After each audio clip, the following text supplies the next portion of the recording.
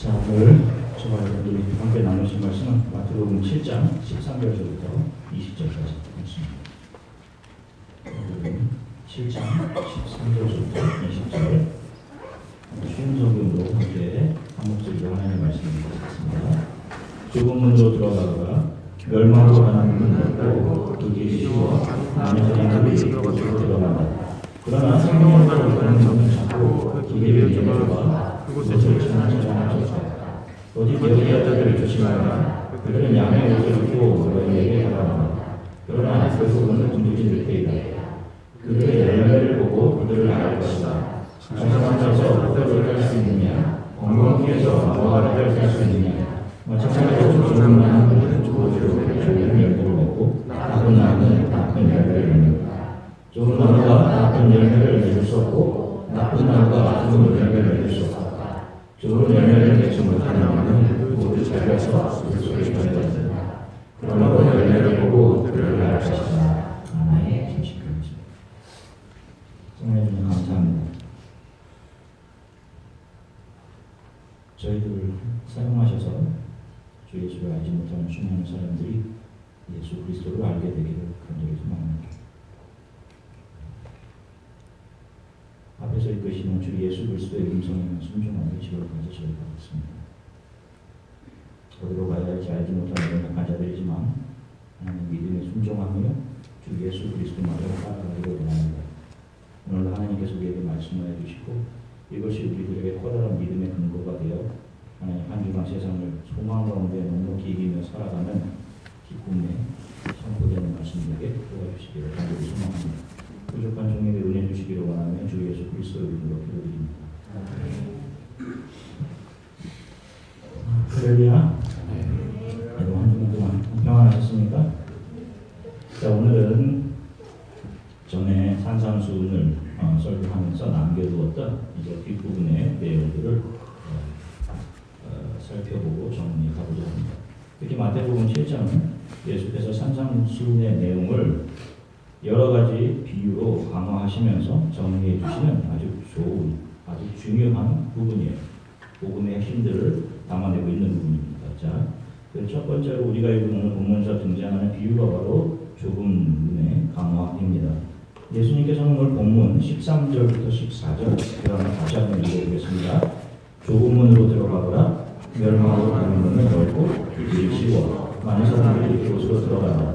그러나 생명으로 가는 문은 작고 그 길이 몇 좁아 그곳을 찾는 사람이 적다. 자, 보세요. 여러분 아시다시피 우리가 1947년에 노벨 문학상을 받은 작품이 바로 앙드레 지디의 좁은 문이라고 하는 문학 작품입니다.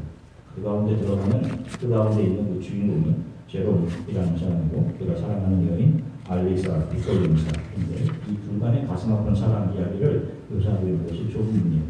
독실한 캐톨릭 신자였던 제롬과 그가 사랑한 여인 알리사가 함께 참여한 어떤 예배 미사에서 그들이 듣게 된 설교의 본문이 오늘 우리가 읽은 지금 마태복음 7장 13절 14절의 내용입니다.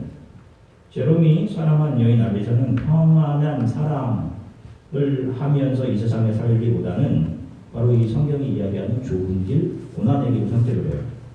속으로는 제롬을 사랑했지만 그녀는 좁은 길, 이 좁은 길은 둘이서 갈 수 없는 길이라고 생각을 하고는 그래서 제롬에 대한 사랑의 감정을 바깥으로 표출하지 못하고 그 감정을 참아내며 자신이 사랑하는 제롬 또한 하나님께서 말씀하신 대로 둘이서 함께 갈 수 없는 좁은 길을 통해 언젠가 하나님 앞에서 둘이 만날 수 있게 되죠.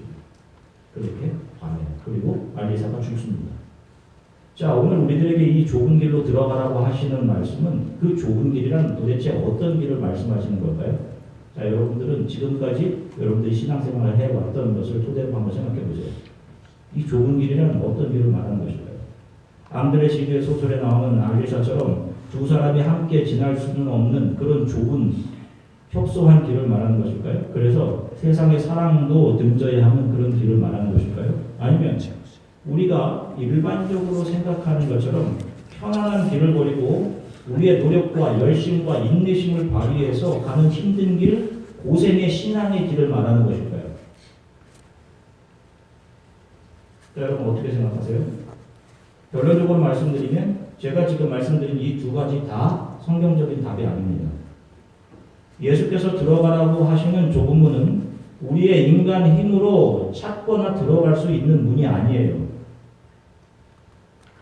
이 좁은 길이라는 것은 인간의 힘으로 가기에 불가능한 길을 말합니다. 우리는 들어갈 자격조차 없으며 우리는 찾을 능력도 없는 길을 좁은 길로 정의하셔요.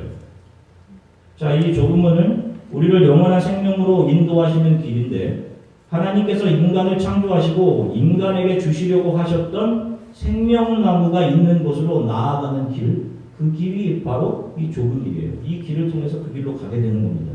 그런데 인간을 대표하는 아담이 스스로 하나님 되기를 원해서 그 선악을 알게 하는 나무 열매를 따먹고 선악을 스스로 판단하게 되었을 때 하나님은 그 생명나무로 가는 길을 막아버리십니다. 창세기 3장 24절 우리말 성경으로 한번 같이 읽을게요. 창세기 3장 24절입니다. 함께 읽겠습니다. 하나님께서 그 사람을 쫓아내시고 에덴 동산 동쪽에 그릇들과 회전하는 칼의 불꽃들과 생명나무로 가는 길을 지키게 하셨습니다. 아멘. 자, 그 길은 전능하신 하나님에 의해서 공세가 됐어요. 그런데 인간의 힘으로 그 길을 찾을 수 있다니 그것이 말이나 되는 이야기겠습니까? 정말 그렇다면 이 교회 역사에서 고행과 수도로 삶을 정진했던 수도사들이나 금욕주의자들은 정말로 이 좁은 길을 통해서 지금 하나님 나라에 다 서 있는 것일까요? 여러분들이 아는 것처럼 중세 수도원 시대에 그 수도원이 얼마나 타락했는지를 알려주는 그러한 풍자적인 내용의 책들이 많이 있는 걸 아실 거예요. 이 길이 정말 모든 열심을 다해 교회에 열심히 봉사하고 선을 행하며 금욕하고 모든 노력을 다 짜낸 사람들이 가는 길이라면 솔직히 이 앞에서 설교하는 저도 자신이 없어요. 정말 자신이 없습니다. 하나님을 떠난 인간은 다 하나님 자리에 앉아있는 존재들이에요. 스스로 하나님 되어 있는 존재입니다. 그래서 누가 나보다 더 높이 올라가 있는 것을 용납하지 못해요. 우리들의 마음속에. 그러나 그래서 봉사나 선한 일을 해도 거기에서 자기의 칭찬과 유익을 반드시 챙겨냅니다. 그게 우리 사람이에요. 그들은 철저히 자신 안에서 부추기는 욕망, 그것들을 채워야 하는 존재예요. 그래서 내가 하나를 주어도 나에게 2개, 3개를 줄 것 같은 그런 사람들에게 자신의 의로움을 드러내고 나의 것을 좀 내어주고 자기의 칭찬을 받아내는 것이 인간이에요. 그리고 그것이 채워지지 않으면 비판하는 것입니다. 선을 행하고 종교 생활을 하면서도 자기 자신이 기준이 되어서 다른 사람들을 평가하고 평하합니다. 여러분 생각해 보세요. 예수께서 죄를 저지르고 실수해서 어찌할 바를 몰라하는 사람들에게 비판하고 비난하신 적이 있어요? 여러분 성경에 그런 내용이 어디 있습니까? 하나님을 떠난 악한 인간들은 그 숭고한 종교 생활을 하면서도 거기서 다른 사람들에게 자기 칭찬과 자기 존재의 인정이라는 것을 반드시 받아내고야 만다니까요. 그래서 여러분 교회에서도 비판이 있는 이유가 그거예요. 나는 열심히 하는데 다른 사람은 열심히 하는 것 같아 보이지 않거든요. 그래서 사람들이 그런 얘기를 하는 겁니다. 어떻게 그렇게 기부를 많이 하세요? 대단하십니다. 교회 안에서도 집사님 대단하세요. 어떻게 그렇게 기도를 많이 하세요? 라는 소리를 들으면 스스로 자기 칭찬을 챙겨낸다니까요. 거기에 자기가 자기 가치를 인정받는 것 같아요. 집사님 참 봉사 많이 하시네요. 대단하십니다. 그 소리를 받아내고야 마는 거예요. 여러분 이게 인간입니다. 그래서 바로 이 좁은 문의 비유 이전에 있는 비유가 티와 들보의 비유가 있는 거예요. 바리새인이 그렇다는 것 아닙니까? 그들의 종교적인 열심으로 그들이 열심을 가지고 하나님을 섬기잖아요. 다른 사람에게 종교적으로 훌륭한 사람이라는 칭찬을 늘 받는 랍비 선생님들이었습니다. 그런 그들이 자신이 낸 열심을 표준 삼아서 자신보다 훨씬 사회적으로 못한 사람들 세리를 비난하고 비판하잖아요. 나는 저 세리와 같지 않은 걸 감사드립니다 라고 한단 말이에요.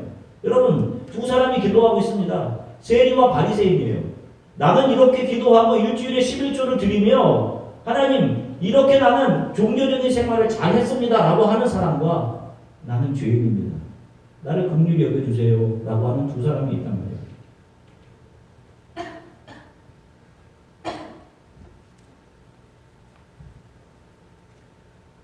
그런 그들이 자신의 낸 열심을 표준 삼아 이 비판을 해내는 그것. 점잖은 외모에 열심히 기도하고 종교적인 행위 꼬박꼬박 잘하는 것. 그런데 예수님께서는 뭐라고 말씀하세요? 바리새인의 기도를 듣지 않고 세리를 의롭다고 하신단 말입니다. 하나님은 자신의 열심으로 하나님 앞에 나오는 사람들을 기뻐하지 않으세요, 여러분. 그래서 은혜를 알기 전에 교회에서 열심을 내려고 하실 이유가 없어요, 여러분. 그런 열심으로 나오는 사람들을 기뻐하는 것이 아니라 하나님 나를 긍휼히 여겨주십시오. 나는 연약합니다. 내 안에 선한 것이 하나도 없습니다. 나는 믿음이 없습니다. 이 믿음 없음을 도와주십시오. 라고 자신의 가능성 없음을 자각하고 자신 안에 있는 죄성을 아파하며 하나님 앞에 엎드리는 그 사람, 그 엎드림 자체를 가지고 선하다고 인정해 주시는 겁니다. 자, 그러면 좁은 길로 들어가라라는 말씀은 무슨 말씀을 의미하는 것일까요? 요한복음 10장 9절 쉬운 성경으로 함께 읽겠습니다. 함께 읽겠습니다. 나는 문이다. 나를 통해 들어가는 사람은 구원을 얻을 것이다. 그 사람은 들어가기도 하고 나가기도 하며 또 좋은 목적을 발견하기도 할 것이다. 아멘. 예수께서는 자기 자신을 문이라고 하십니다. 이 문을 통해 들어가는 사람만 구원을 얻는다라고 말씀하세요. 즉 생명나무 열매를 먹게 될 것이에요. 이 문을 통해 들어가는 사람들만. 예수께서 이 땅에 오신 것은 길을 잃어버린 사람들에게 생명의 열매, 구원의 문으로 인도하시기 위한 목자로 이 땅에 오신 겁니다. 요한복음 10장 3절로부터 5절까지 좀 다시 한번 또 읽어보겠습니다. 요한복음 10장 3절부터 5절입니다. 문을 지키는 사람은 목자를 위해 문을 열어준다. 양들은 목자의 음성을 듣고 목자는 양들의 이름을 부르며 그들을 밖으로 인도. 목자가 자기 양을 모두 밖으로 이끌어낸 후 양들 앞에서 걸어가면 양들은 목자의 음성을 알기 때문에 그의 뒤를 따른다. 하지만 양들은 낯선 사람을 절대로 따라가지 않는다. 양들은 낯선 사람의 음성을 알지 못하기 때문에 그 사람에게서 멀리 떠납니다. 아멘. 자, 보세요. 문을 지키시는 분이 있어요. 문을 지키시는 분, 하나님이 문을 열어주신다라는 표현이 나옵니다. 에덴에서 하나님께서 받으셨던 그 문을 하나님 스스로 열어주시는 거예요. 그래서 그 길로 예수께서 들어와 이 땅으로 오시죠. 이 땅에 오신 목자, 바로 그 예수께서 자신의 양들의 이름을 하나하나 부르시면 양들이 그분의 음성을 듣고 그분을 따르게 되고 그분을 따르는 양들은 목자가 하나님께서 열어놓으신 그 문으로 그분을 따라가게 되어 있다라고 하시는 말씀이에요. 그런데 4절에서 우리가 아까 읽은 그 4절에 보면 이런 말씀이 있어요. 목자가 자기 양들을 모두 밖으로 이끌어낸 후 이런 말씀이 있어요. 자, 이것은 육체의 법, 죄와 사망의 법에서 생명의 법으로 예수께서, 목자 되신 예수께서 그들을 끌고 나오시는 겁니다. 여기서 요구되는 것이 바로 죄의 삭신, 죽음인 거예요. 죄의 대가인 죽음. 죄와 사망의 법에서 저와 여러분들을 이끌어 생명의 법으로 데리고 나오는데 대가가 치러진 겁니다. 자, 모세가 이스라엘 백성들을 이집트에서 끌고 나올 때 마지막 대가가 무엇이었죠? 장자의 죽음이었습니다. 장자들이 다 죽은 대가를 치렀어요. 이스라엘은 어린 양의 피를 문선주에 발라 실제적으로 자기들의 장자가 죽는 것은 면했지만 그들의 장자는 거기서 죽은 겁니다. 그게 대가로 치러진 거예요. 그것을 어린 양이 다 받아 뒤집어 쓰고 그 피로 대속을 한 것이죠. 자, 이 모세와 출애굽 사건은 그 자체로 의미를 가지는 어떤 대단했던 역사적인 사건이 아니라 장차 이 땅에 오실 예수 그리스도를 예표로 보여주는 사건이었던 겁니다. 사탄의 노예, 죄와 사망의 노예로 살던 사람들, 영원한 죄로 끌려가던 그런 사람들이 어떻게 구속되는지를 그대로 보여주신 거예요. 그 어린 양의 피가 의미하고 있던 것이 바로 우리의 영적인 장자 되신, 우리의 목자 되신 예수 그리스도께서 십자가에 흘리신 보혈입니다. 바로 예수의 십자가로 저와 여러분들이 죄와 사망의 법에서 생명의 법으로 옮겨지게 된 거예요. 우리는 죽었지만 살아난 자들입니다. 그 십자가의 보혈이 대가로 치러지고 저와 여러분들이 죄와 사망의 길에서 생명의 길로 옮겨지게 된 겁니다. 그 목자 대신 예수께서 양들 앞에서 걸어가면 양들은 목자의 음성을 알기 때문에 죄와 사망에서 건져내어졌기에 그 목자의 음성을 알고 그분을 따라가는 거예요. 거기서 자신의 의지, 생각은 부인되고 해치되는 겁니다. 그런데 그분께 속하지 않은 양들은 그분의 음성을 들어도, 복음을 들어도 반응할 수가 없어요. 자신의 무너짐과 자신의 십자가를 져야 한다는 그 말씀을 듣고는 절대로 자기의 것을 내어놓을 수 없지. 그 말씀을 듣고는 세상으로 달려나가 예수로부터 멀어지는 겁니다. 마치 오병이 형의 사건 이후, 그 놀라운 기적이 있은 이후 수많은 사람들이, 예수를 따르는 사람들이 다 떠나가고 12만 남는 것처럼. 오늘 본문 14절 쉬운 성경으로 한번 다시 읽겠습니다. 마태복음 7장 14절입니다. 함께 읽겠습니다. 그러나 생명으로 가는 이는 작고 그 길이 왼쪽과 그것을 찾는 사람은 적다. 그래서 복음을 듣고 세상에서 나와 부활을 소망하는 산자들의 모임인 교회 안에는 진정 예수를 따르는 사람이 적은 겁니다, 여러분. 요한계시록 7교회들 중에도 칭찬받은 2교회는 작은 교회, 서무나 빌라델피아 교회뿐이었죠. 큰 교회인 사대 교회나 라우디아 교회는 살았으나 죽은 교회, 하나님을 향한 은혜와 감사를 잃어버리고 뜨겁지도 차지도 않은 상태로 변해버린 세상의 모임과 전혀 구별되지 않은 그런 타락한 교회가 되고 만 거예요. 자, 이렇게 좁은 문에 대해 말씀하신 후에 곧바로 예수께서는 거짓 선지자들을 조심해라 이런 말씀을 하십니다. 15절입니다. 마태복음 7장 15절 함께 읽으시겠습니다. 거짓 선지자들을 삼가라. 양의 옷을 입고 너희에게 나오나 속에는 오약질하는 일이라. 아멘.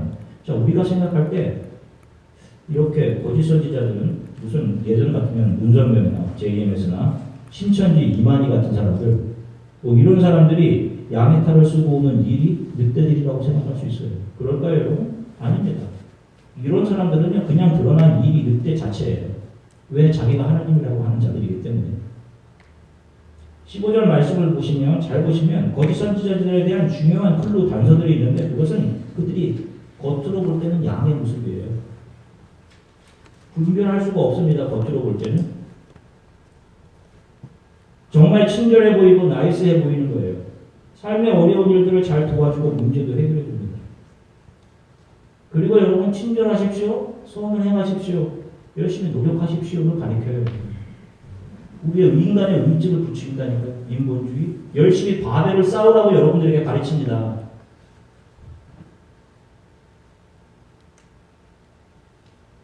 그런데 이들이 무서운 목적을 가지고 있어요. 뭡니까? 노략질이에요. 노략질. 여러분들의 영혼을 훔쳐내는 겁니다. 그래서 사실은 목회자로서 굉장히 늘 하나님 앞에 긴장되고 두려운 이유가 이거예요. 이들은 친절을 이야기하고 선과 정의를 이야기하며 인간의 힘으로 충분히 좁은 길로 들어갈 수 있다라고 가르친단 말입니다. 그래서 착하게 살라를 가르치고 교회 와서 열심히 봉사하고 열심히 해나가는 것을 이야기한단 말입니다. 그러나 그렇게 인간 측에서 나오는 열심과 봉사, 선한 삶으로 우리는 절대로 좁은 길로 들어갈 수가 없어요. 좁은 길로 들어간다는 것은 자신의 가능성, 능력과 노력 모든 것이 부인되고 죄와 사망의 법에서 자신을 살려내신 예수 그리스도의 십자가의 은혜를 깨달은 자들만이 그 발 앞에 엎드려서 나는 죄인 자다, 나를 긍휼히 여겨주십시오 라고 하는 것. 바로 이렇게 하는 자들이 모든 자신의 의지, 자신의 생각들이 꺾여지고 깎아져서 예수와 멍해보내고 예수를 따라가는 길이 좁은 길이기 때문에 그래요. 이 세상에 보십시오, 여러분. 저와 여러분들, 우리 크리스찬들보다 더 착한 사람이 얼마나 많아요, 여러분. 법 없이도 살 수 있는 사람들이 정말 많다는 거죠. 그러나 자신의 만족과 목적 성취, 자기 자랑과 자기 영광을 위해 고생과 고난도 마다하지 않는 길, 그런 길을 성경은 좁은 길이라고 하지 않고 그 길을 넓은 길이라고 하는 거예요. 이렇게 거짓 선지자들에 대한 말씀을 하신 후 바로 이어나오는 말씀이 열매로 그들을 알 것이다 라는 말씀입니다. 거짓 선지자들을 분별할 수 있는 것이 열매라는 것이에요. 자, 그러면 열매는 도대체 어떤 것을 말하는 것일까요? 많은 분들이 그렇게 얘기합니다. 사랑의 열매를 맺읍시다. 구제, 봉사, 기도의 열매를 맺읍시다. 섬김의 열매를 맺자. 선한 삶의 열매를 맺읍시다. 이런 이야기를 한단 말이에요. 자, 그런데 아까 말씀드렸던 것처럼 이런 것이 예수께서 말씀하시는 열매라면 이 세상에는 우리보다 더 풍성한 열매를 맺을 사람들이 많이 있어요. 교회 밖에도. 자신의 몸을 불살라 이 땅의 정의나 민주화를 이루는데 한몫을 한 사람들은 어때요? 여러분 그런 정의와 선을 위한 용기가 있으세요? 자, 일단 여기서 우리가 생각해 볼 수 있는 것은 하나님께서 예수 그리스도의 보혈로 구원받은 성도들에게 요구하시는 열매는 이 세상 사람들은 내놓을 수 없는 열매가 분명한 거예요. 그렇죠? 우리 크리스찬들만 내놓을 수 있는 무엇인가란 말입니다. 이 열매라는 것은. 그들과 동일한 어떤 선행이나 이런 게 아닌 게 분명해요. 성도 안에만 있는 것. 무엇이겠어요? 믿음입니다. 예수 그리스도의 은혜와 긍휼만을 구하는 믿음인 거예요. 그분이 나에게 영원한 생명을 주신 하나님이시며 나의 삶을 온전히 이끌어 가시는 분이심을 믿는 것입니다. 이 믿음은 나의 존재에 대한 부인에서부터 시작되는 거예요. 나의 자아와 욕망, 자존심이 해체되면서 우리의 믿음은 우리 안에서 움직이는 거예요. 자, 그러면서 이 믿음이 열매를 만들어내는데 이 열매를 갈라디아서 5장 22, 23절에서 이 열매에 대해서 이야기를 합니다. 갈라디아서 5장 22, 23절 같이 읽을게요. 함께 읽겠습니다. 그러나 성령의 열매는 사랑과 기쁨과 오래 참음과 친절과 선함과 신실함과 온유와 결심 이런 것들을 문제를 알리고 많습니다. 아멘. 자, 생각해보세요, 여러분. 이런 열매들이 여러분 안에 지금 잘 맺혀지고 있으세요? 고개를 흔들죠. 자, 여러분 어떠세요? 잘 맺혀지고 있으세요? 아니에요? 그쪽으로 안 지갑으시는 분들도 계시는데 여러분 어떠세요? 이런 열매가 여러분 지금까지 신앙생활 해보셨으면 뭐 작은 거라도 있어야 될 거 아니에요? 있으세요? 저한테 물어보세요. 없습니다. 제 안에도 안타깝습니다. 그래서 여러분 이 열매가요 성령의 열매인 거예요. 나의 열매가 아니고 이게 성령의 열매인 거예요. 내가 맺을 수 있는 것이 아니거든요. 내 안에서 누가 하시는 거예요? 성령께서 하신다. 그래서 늘 말씀드리지만 그래서 여러분 이 양들이 하나님 앞에 서게 되었을 때 하나님 앞에서 뭐라고 얘기합니까? 나는 한 것이 아무것도 없습니다라는 얘기 하잖아요. 네가 많은 거 했다라고 하니까 이 양들은 한 것이 없습니다라고 이야기한다니까요. 영소들이 뭐라고 얘기해요? 나는 이런 거 했는데요 라고 하는 거예요. 저와 여러분들은 다 들포도나무였다니까요. 불 속에 들어가요. 땔감으로 서 있는 거예요. 그런데 하나님께서 농부의 손으로 우리를 그 들포도나무에서 잘라내요. 우리를 예수 그리스도 참포도나무에 접붙여 주신 겁니다.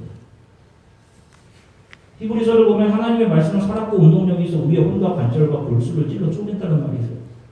우리가 육체적으로 살았다고 생각하는 모든 근원들을 다 잘라내고 쪼개버리시는 겁니다. 우리가 힘으로 삼던 모든 것들을 하나님의 말씀이 살아서 그리고 우리를 진짜 참포도나무 대신 예수께 접붙여요.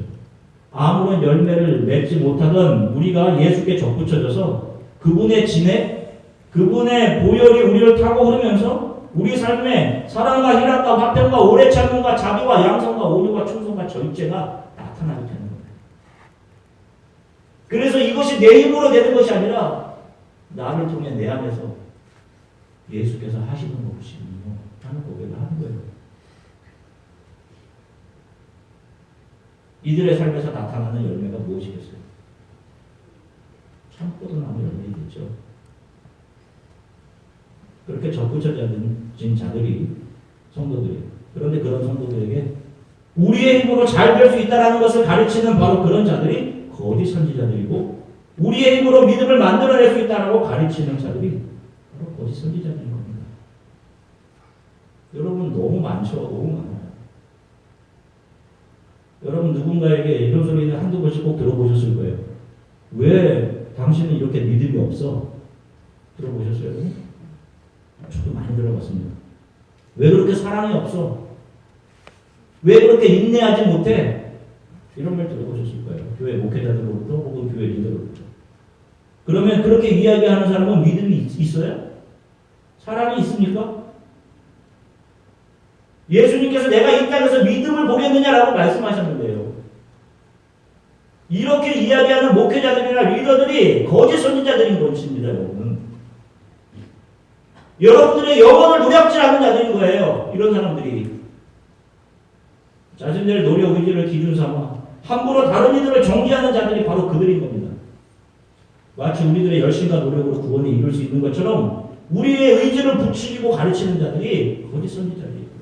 그들이 겉으로 볼 때는 친절하게 보인다니까요. 여러분, 우리의 실존이 뭐예요? 우리가 말씀드렸던 것처럼 우리는 죽은 들포도나무에 불과합니다. 그런데 하나님의 은혜로 예수 그리스도의 보혈을 대가로 다 죽어가는 그 들포도나무에서 잘려내죠. 참포도나무에 접붙여진 사람들이래. 이들의 삶에서 나올 수 있는 게 뭐겠어요? 나를 통해 예수의 진액이 내 삶에 흘러 농부가 원하는 열매만 온전히 맺게 해주세요 하는 거 아니겠습니까?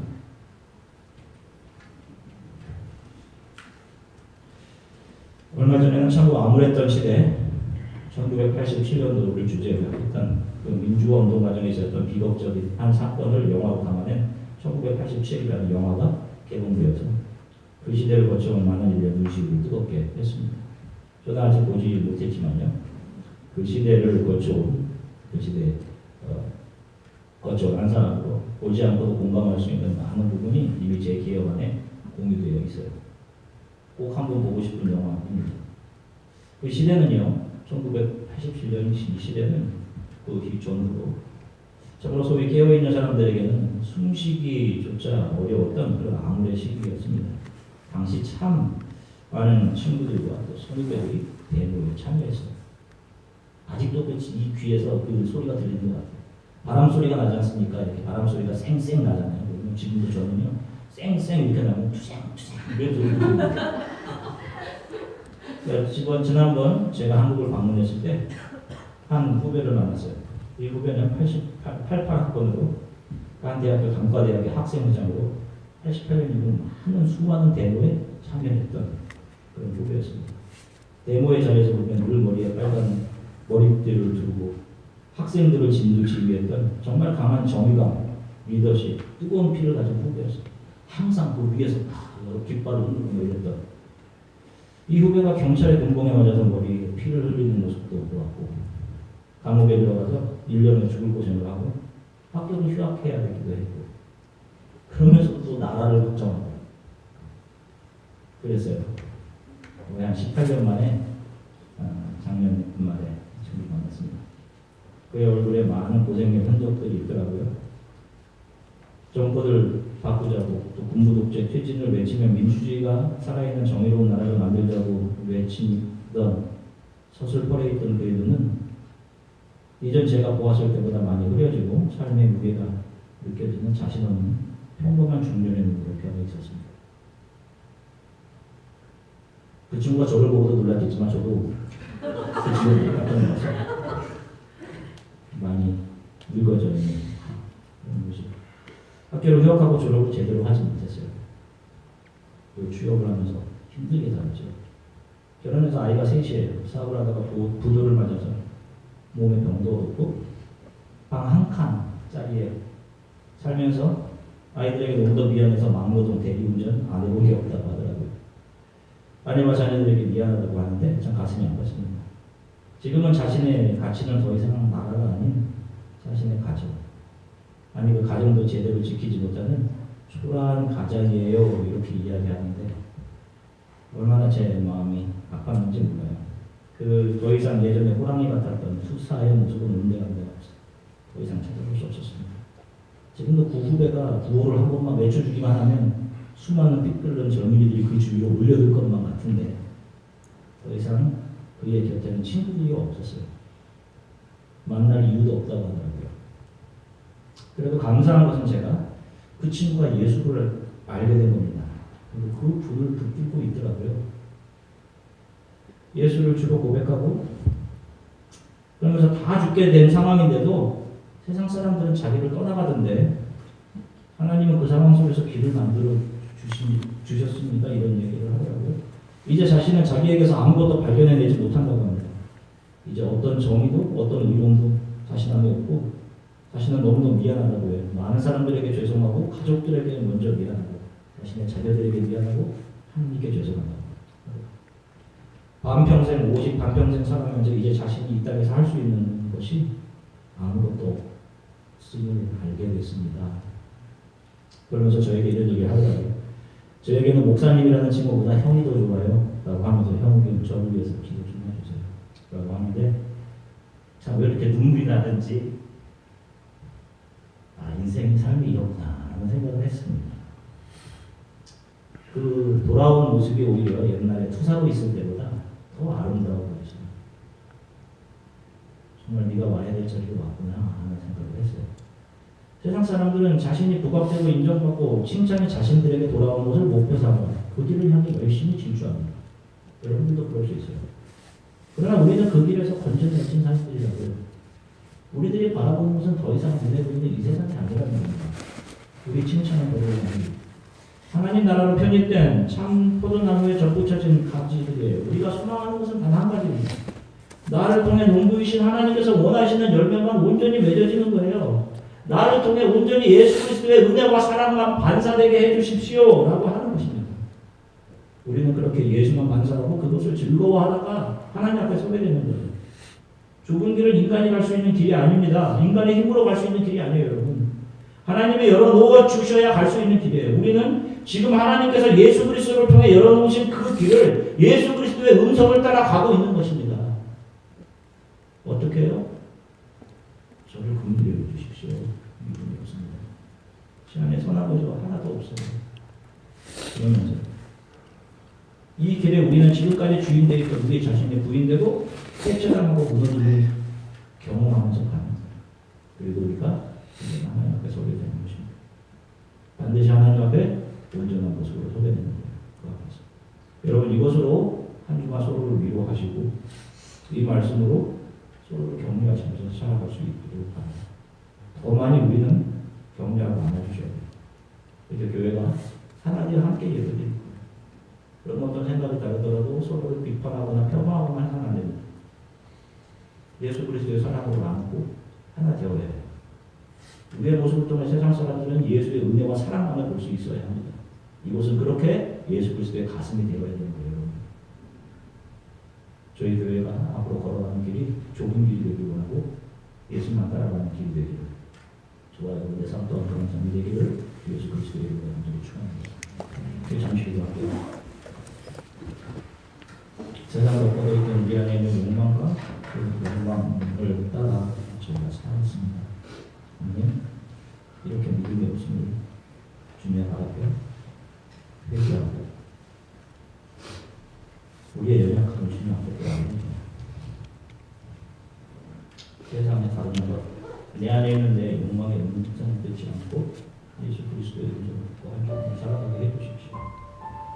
우리가 지금까지 살아온 모든 것은 우리의 의지와 노력의 결과물이 아니라 하나님의 은혜임을 고백합니다. 우리는 우리의 힘으로 이 땅에서 행복을 채워낼 수도 없고 영원한 행복을 얻을 수 없어요. 우리는 이 땅을 너무 하나님 앞에 서게 되는 과정에 서 있는 겁니다. 하나님 저는 연약합니다. 저는 교만합니다. 성공해야 되는 강박관념 때문에 하나님과 멀어지기도 하는 죄인입니다. 주님 긍휼히 여겨주십시오. 제 삶에 저의 이름, 영광, 내 자랑, 나의 자존심이 드러나지 않고 예수만 드러나게 해주십시오. 이제 하나 되어 걸어갈 이 교회 안에는 서로를 격려하고 서로를 사랑하고 위로하고 나눠줌만 있게 해주십시오. 세상 사람들이 우리 교회를 통해서 예수 그리스도의 사랑과 은혜만 볼 수 있게 해주십시오.